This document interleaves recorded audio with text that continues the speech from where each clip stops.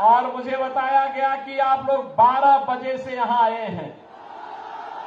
बहनों और भाइयों, पिछले 5 घंटे से इंतजार करते करते और आपके अंदर जो उत्साह है, इस उत्साह को सचमुच मैं अभिनंदन करता हूं।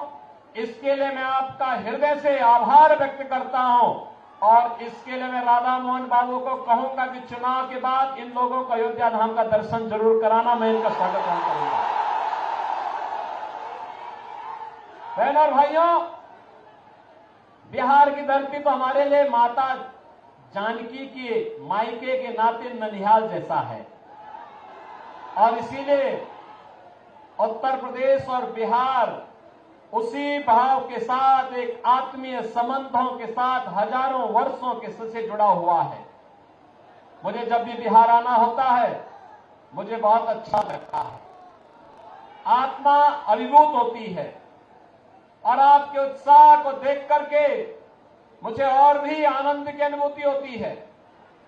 आज जब लोकसभा का चुनाव चल रहा है, छठे चरण का आज अंतिम चुनाव प्रचार का दिन है। आज सुबह सुबह मुझे पहले पुरी जाना पड़ा, वहां से फिर एक और लोकसभा सीट पर जाने के बाद मैं यहां आ रहा था, हेलीकॉप्टर दूसरी सीट पर चला गया। लेकिन दोनों स्थानों पर मुझे प्रचार करने के लिए आना था। अभी आपके बीच में आया हूं, लेकिन मैं आपसे कह सकता हूं कि 5 चरणों के चुनाव देश के अंदर हुए हैं। अब तक मुझे 12 राज्यों में जाने का अवसर प्राप्त हुआ है और बहनों और भाइयों, मैं कह सकता हूं कि मोदी जी के समर्थन में पूरे देश के अंदर एक लहर अब मोदी सुनामी के रूप में बदल चुकी है। चारों ओर एक ही नारा गूंज रहा है, हर ओर एक ही स्वर है, हर एक नागरिक के मन में एक ही संकल्प है और वह स्वर और संकल्प है, वह नारा है कि फिर एक बार और अब की बार 400 पार। तो ये आरजेडी और कांग्रेस के लोगों को चक्कर आने लगता है 400 पार का नारा सुन करके, क्योंकि दोनों मिलकर के भी 400 सीटों पे चुनाव नहीं लड़े। और ये लोग कहते हैं कि 400 पार कैसे होगा, तो जनता जनार्दन कहती है, जनता जनार्दन एक ही बात कहती है कि राम भक्त ही राज करेगा दिल्ली के सिंहासन पर। और मोदी जी परम राम भक्त जो है, इसलिए मोदी जी फिर से प्रधानमंत्री बनेंगे। ये कहते कैसे, तो जनता जनार्दन की ओर से आवाज आती है कि जो राम को लाए हैं।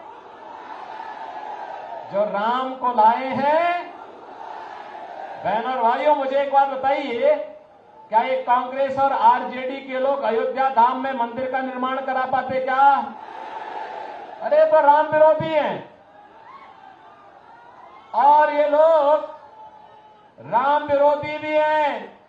इनके कारनामे भारत विरोधी भी इनको ठहराता है, इनके कारनामे गरीब विरोधी भी इनको ठहराता है। इनके कारनामे ऐसे हैं कि यह देश की जनता जनार्दन के भी विरोधी हैं, बेटी और व्यापारी के भी विरोधी हैं। बहनों और भाइयों, आज जब मोदी जी के नेतृत्व में भारत की कायाकल्प हुई है, पूरा भारत एक नए भारत के रूप में दिख रहा है। पूरे भारत के अंदर अगर आप देखेंगे 4 लेन, 6 लेन, 12 लेन के हाईवे बन रहे हैं, एक्सप्रेस हाईवे बन रहे हैं, एयरपोर्ट बन रहे हैं, ट्रेन में अत्याधुनिक ट्रेन की सुविधा हो रही है, अत्याधुनिक ट्रेन की सुविधा आ रही है, वंदे भारत, अमृत भारत, नमो भारत के रूप में मेट्रो की सुविधा देश के अंदर अलग अलग सिटी में बढ़ती जा रही है। कहीं आईआईटी, कहीं आईआईएम, कहीं एम्स, कहीं पे 1 डिस्ट्रिक्ट 1 मेडिकल कॉलेज, कहीं पे ट्रिपल आईटी, कहीं पे एनआईटी, कहीं पे कृषि विश्वविद्यालय, और केंद्र में रह करके राधा मोहन बाबू ने तो यहां पे कृषि की आधुनिक तकनीक का एक केंद्र ही इस क्षेत्र को बनाने का काम किया है। बहनों और भाइयों, ये सभी काम विकास के, और दूसरी तरफ गरीब कल्याणकारी कार्य भी किस तेजी के साथ। याद करिए, कांग्रेस और आरजेडी के समय में, पहले तो कांग्रेस और आरजेडी का जो गठबंधन है, ये बिहार के लिए बड़ा अपशकुन है। बहनों और भाइयों, अपशकुन इसलिए है, जब इनकी सरकार रहती थी, जब ये लोग मिलते हैं तो मान के चलिए कि गुंडागिर्दी जरूर होगी, लूटपाट जरूर होगी। दूसरा, इनके समय में उपद्रव बहुत होते थे, राह चलना दूभर होता था, बिहार बदनाम हो चुका था, और गरीब भूख से तड़पता था, गरीब स्वास्थ्य के उपचार के लिए उपचार में दम तोड़ देता था, किसान आत्महत्या करने के लिए मजबूर होता था, नौजवान प्लान करने के लिए मजबूर होता था, बेटी और व्यापारी दोनों सुरक्षित नहीं थी।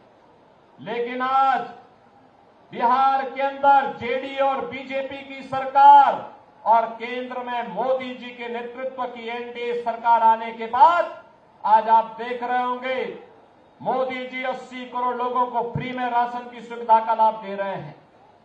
60 करोड़ लोगों को आयुष्मान भारत की 5 लाख रुपए की सुविधा दे रहे हैं। और मोदी जी ने घोषणा की है कि फिर एक बार मोदी सरकार जब 4 जून को बढ़ेगी तो 70 वर्ष से ऊपर के हर एक बुजुर्ग को 5 लाख रुपए की आयुष्मान भारत की सुविधा प्रतिवर्ष उपचार के लिए उपलब्ध करवाएंगे। बहनों और भाइयों, किसान को किसान सम्मान निधि, हर गरीब के घर में शौचालय, हर गरीब के घर में रसोई गैस का कनेक्शन, और मोदी जी ने घोषणा की है कि अभी 10 वर्ष में 4 करोड़ गरीबों के मकान बने हैं, और अगले 5 वर्ष के अंदर बाकी जितने भी गरीब बचे होंगे, जिनके पास अपना मकान नहीं होगा या कच्चा मकान होगा, झोपड़ी होगी, उन सबको एक एक मकान उपलब्ध करवाने का काम करेंगे। बहनों भाइयों, एक तरफ विकास और दूसरी तरफ अयोध्या में रामलला का मंदिर। याद करिए, जब अयोध्या में राम मंदिर का आंदोलन चल रहा था, ये जितने बुजुर्ग लोग हैं, अधेड़ उम्र के लोग हैं, ये उस समय जवान हुआ करते थे, तब नारा लगाया करते थे कि रामलला हम आएंगे, मंदिर वहीं बनाएंगे, रामलला हम आएंगे। बहनों और भाइयों, आप याद करिए, आज से 25 साल 30 साल पहले ये नारे लगते थे, ये नारे गूंजते थे, हर एक ओर गूंजते थे। तब कांग्रेस के लोग, आरजेडी के लोग कहते कभी नहीं पूरा कर पाएंगे, हंसते थे हम लोगों पे। आखिर आज अयोध्या में तो राम मंदिर बन गया ना, कोई संदेह है क्या? अयोध्या में राम मंदिर में कोई संदेह है क्या? अब तो बन गया है ना। कितने लोग आप में से अयोध्या गए इधर? 22 जनवरी के बाद कितने लोग गए हैं? मैं राधा मोहन बाबू से कहूंगा, इन लोगों को चुनाव के बाद एक बार अयोध्या अंदर दर्शन कराने के लिए अयोध्या धाम लेकर के आ जाएंगे। आज आप अयोध्या जाएंगे, आपको नई अयोध्या नजर आएगी, ऐसी अयोध्या नजर आएगी, लगता है साक्षात भगवान राम प्रकट होकर के अपनी कृपा बरसा रहे हो। और बहनों और भाइयों, ये तब संभव हो पाया है जब भारतीय जनता पार्टी की सरकार मोदी जी के नेतृत्व में काम कर रही है। और इसीलिए बहनों और भाइयों, विरासत का भी सम्मान है और विकास के कार्य भी है, गरीब कल्याण भी है। तो साथ साथ अब तो पहले कांग्रेस और आरजेडी की सरकार के समय आतंकी वारदात होती थी, बड़ी बड़ी घटनाएं घटित होती थी, और आतंकवाद के मुद्दे को लेकर के जब हम लोग संसद में इस मुद्दे को उठाते थे तो उस समय लोग क्या बोलते थे? कहते थे आतंकवादी तो सीमा पार के हैं। और आज मोदी जी के नेतृत्व में आतंकवाद का सफाया हो गया है। आज अगर जोर से पटाखा फट जाए ना तो पाकिस्तान सबसे पहले सफाई देता है, कहता साहब मेरा हाथ नहीं है, क्योंकि उसे मालूम है ये नया भारत है, छेड़ेगा नहीं, लेकिन कोई छेड़ेगा तो फिर छोड़ेगा भी। इसीलिए आज पाकिस्तान अपने को बचाव की मुद्रा में रखता है, लेकिन ये कांग्रेस और आरजेडी के लोग हैं, ये मानने वाले नहीं हैं। कह रहे हैं पाकिस्तान के खिलाफ मत बोलो, उसके खिलाफ, उसके पास एटम बम है।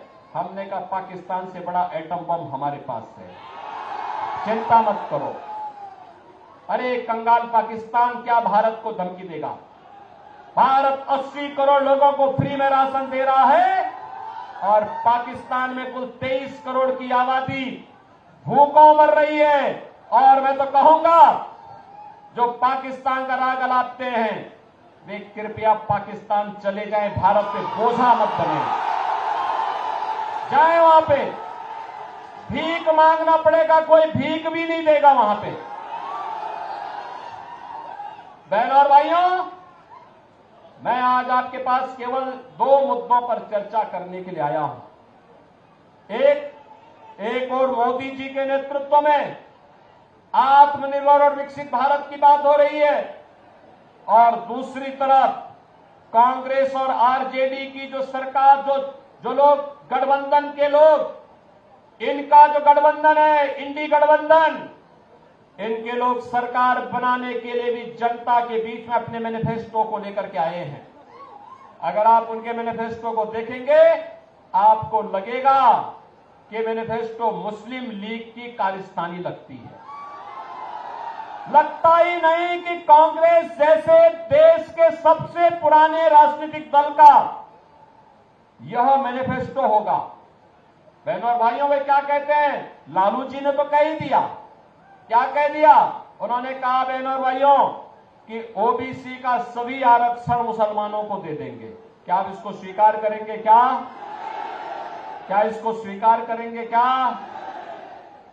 और कांग्रेस का मैनिफेस्टो भी यही कहता है कि सत्ता में आएंगे, एससी, एसटी और ओबीसी का आरक्षण मुसलमानों को देंगे। और ये कांग्रेस पहले कर भी चुकी है।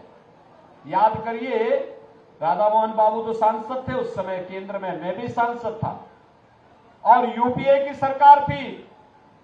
बहनों और भाइयों, यूपीए की सरकार के समय इन्होंने 2 कमीशन गठित किए थे, एक जस्टिस रंगनाथ के नेतृत्व में और दूसरी कमीशन गठित की थी जस्टिस राजेंद्र सच्चर की अध्यक्षता में। एक ने कहा था कि ओबीसी का 6% आरक्षण मुसलमानों को दे देना चाहिए। भारतीय जनता पार्टी ने विरोध किया था, कहा था कि बाबा साहब भीमराव अंबेडकर ने कहा है कि आरक्षण धर्म के आधार पर नहीं हो सकता और मुसलमान आरक्षण पाने का अधिकारी नहीं है।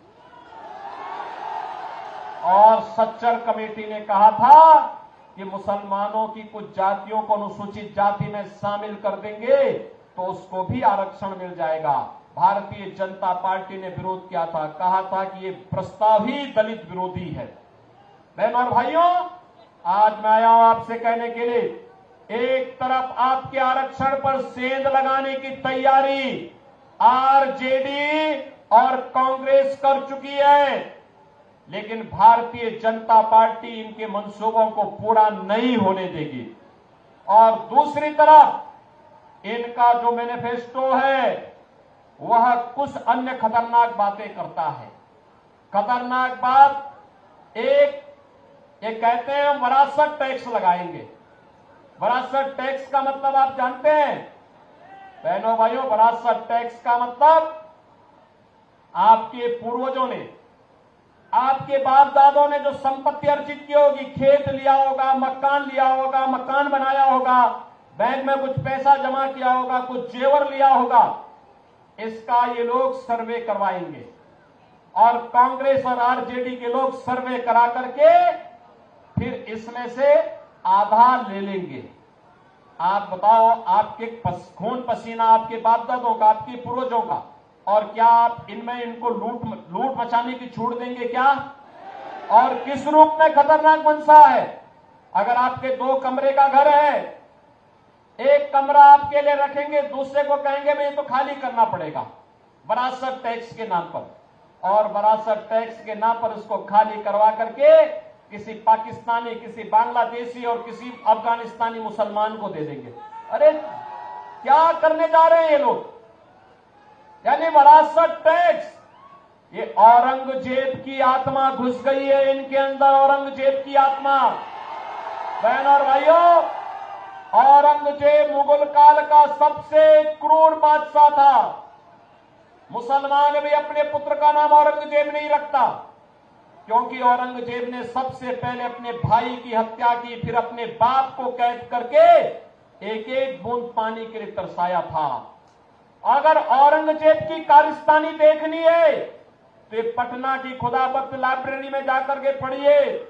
वहां पर इसका बाप शाहजहां, जिसने आगरा का ताजमहल बनाया था, शाहजहां कहता है कि किसी को औरंगजेब जैसा पुत्र न पैदा हो, क्योंकि इसने मुझे जीते जी एक एक बूंद पानी के लिए तरसाया है। वो कहता है इससे अच्छा तो हिंदू है, अपने बड़े बुजुर्गों का सम्मान करता है और मरने के बाद उन्हें श्राद्ध और पितरों को तर्पण देकर के उनकी तृप्ति करता है।